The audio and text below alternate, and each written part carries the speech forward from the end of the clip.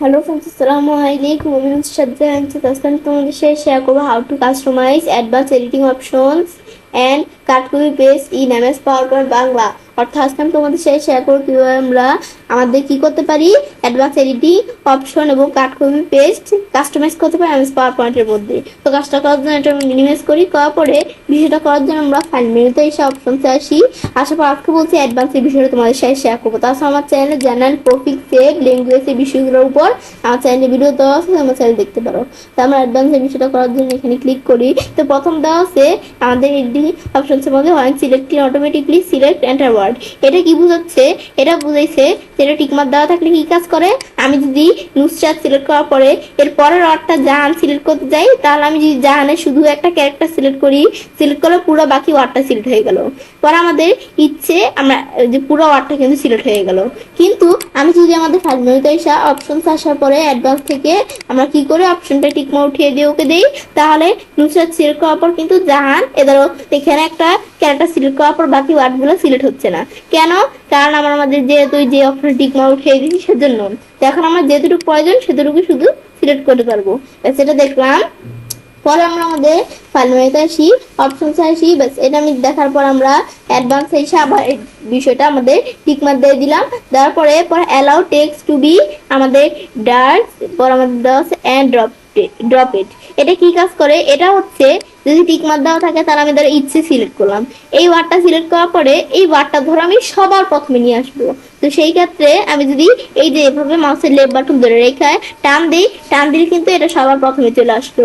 কিন্তু এভাবে ছাড়া আমি যদি এই ফাইল মেনুতে এসে অপশনসে আসার পরে আমি যদি কোথায় আসি, এই অ্যাডভান্সের মধ্যে এসে ধরো এই অপশনটা টিকমার্ক উঠিয়ে দেই, দেওয়ার পর আমি ওকে দেই।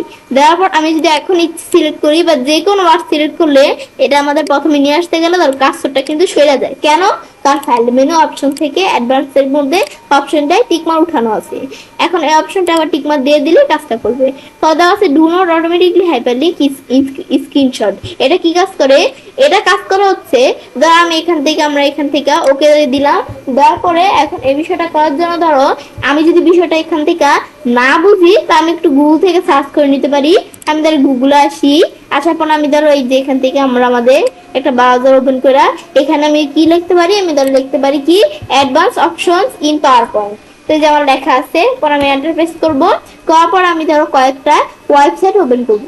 তো আমি ধরো প্রথমে এটা ওপেন করি, এটা আমি মাউসের ডান বাটনে ক্লিক করে ওপেন লিংক উইথ টেপ এটা করলাম, আর আমি ধরো এটা ওপেন করলাম। ব্যাস ওপেন করার পরে এখন আমি ধরো বিষয় করার জন্য আমি একটা থেকে পারলে বাকিগুলো থেকেও বুঝবো।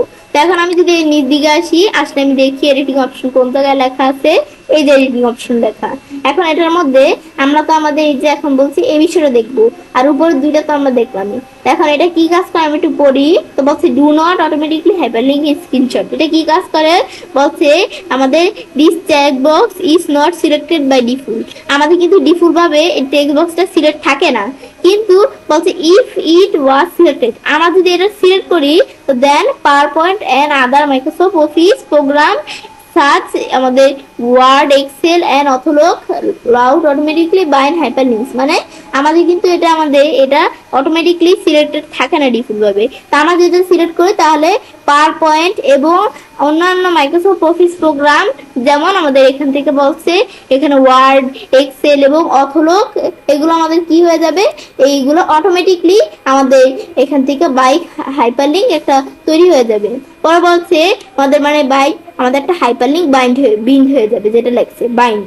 এখন পরে লেখছে টু স্ক্রিনশটস আমাদের পর ইনসার্ট ফ্রম ব্রাউজার উইন্ডোজ। আমি যদি আমরা কি করি, আমাদের এখান থেকে ব্রাউজার উইন্ডোজ এর মধ্যে ইনসার্ট করি স্ক্রিনশট, তাহলে হাইপারলিংকটা বাইন্ড হয়ে যাবে। এটাই বুঝেছি। পরে আমাদের এখান থেকে পরে আমরা একটু বুঝতে পারবো, একটু পড়লে আমরা বুঝতে পারবো কি লাগছে মূলত বিষয়টা।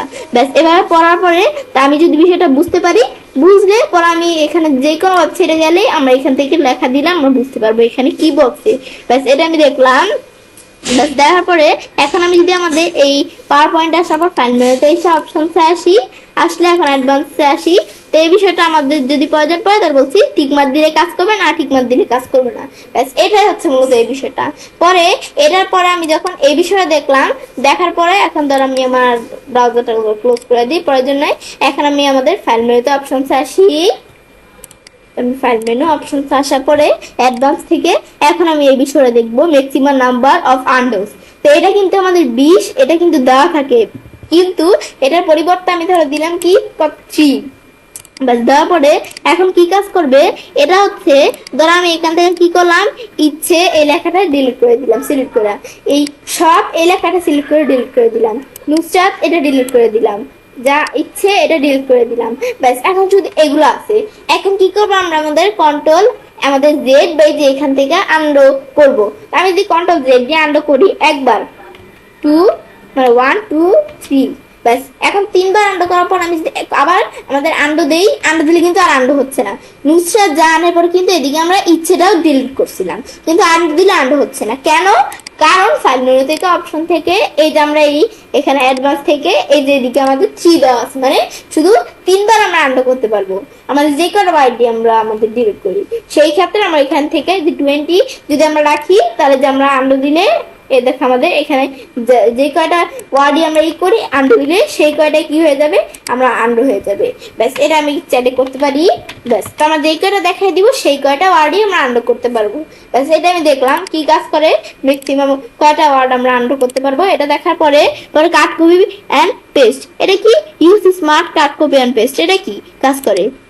আমি যদি এখন ধরো এই লেখাটা সিলেক্ট করে আমি ধরো ইজাহান এটা সিলেক্ট করে আমি ধরো কাট করলাম, কাট করলে এই দেখো অটোমেটিকলি কিন্তু সেই যে স্পেসটা সমানভাবে রাখছে।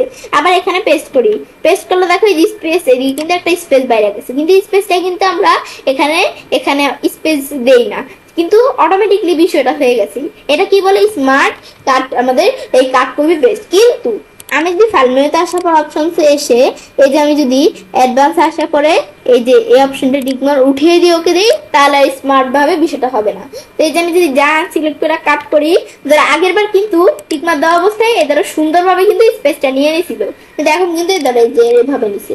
আবার আমি ধরো এই যে এখানে কাজটা রেখে পেস্ট করি, ধরো আগে কিন্তু আগের বার এই যে এরকম এখানে একটা অটোমেটিকলি স্পেস চলে আসছে, কিন্তু এখন কিন্তু আমরা যেহেতু এই যে অপশন ঠিক উঠিয়ে দিই সেজন্য আমাদের স্মার্ট ভাবে কাট কপি হচ্ছে না। এখন আমি যদি আমাদের আবার ফাইল মেনুতে আসার পর অপশন আসি, ব্যাস আসার পর অ্যাডভান্স থেকে আবার যদি অপশনটা আমরা টিক মার দিই তাহলে কাজ করবে। পরে শো পেস্ট আমাদের অপশন বাটন, এটা কি কাজ করে, এটা কিন্তু আমাদের টিক মার দেওয়া থাকে না। তো এটা আমি যদি আমাদের ধরো এই লেখাটা সিলেক্ট করে কপি করে এখানে আমরা পেস্ট করি, কন্ট্রোল বি দিয়ে পেস্ট করলাম, পেস্ট করলে কিন্তু আমাদের কোনো কিছু কিন্তু আসতেছে না। কিন্তু আমি যদি আমরা এর পরিবর্তে ফাইল মেনুতে অপশন আসি, আসার পরে অপশন বাটন ফোনটাকে বলে, এখানে আসার পরে ধরো আমরা এটা টিক মার্ক দিয়ে দিলাম, দেওয়ার পর ওকে দেই। এখন আমি যদি এই লেখাটা সিলেক্ট করে কপি করার পর আমি এখন যদি এই যে এখানে একটা স্পেস দিয়ে পেস্ট করি, এই যে এরকম চলে আসে। এই অপশনটা কি বলে, এটাকে বলে আমাদের অপশন বাটন। এই যে আমাদের মাউস পয়েন্টার রাখলে এই যে পেস্ট অপশনস, এটা কি এই বিষয়টা বলে। কিন্তু আমি যখন টিকমার্ক উঠিয়ে দিই তখন কিন্তু আমাদের এই যে অপশন বাটনটা আসে না পেস্ট করার পরে। ব্যাস এটাই হচ্ছে মূলত আমাদের এই বিষয়টা। ব্যাস এটা আমি দেখলাম, দেখার পরে আমি ছেলে কাজটা করতে পারি। এবার আমরা খুব সহজে আমাদের এমএস পাওয়ার পয়েন্টের মধ্যে অ্যাডভান্স এডিটিং অপশন এবং কাট কপি পেস্ট কাস্টমাইজ করতে পারি। ফ্রেন্ডস, আমার আজকের এই ভিডিও তোমাদের ভালো লাগে থাকে তাহলে চ্যানেলটি সাবস্ক্রাইব, লাইক করুন, সবার সাথে শেয়ার করবে।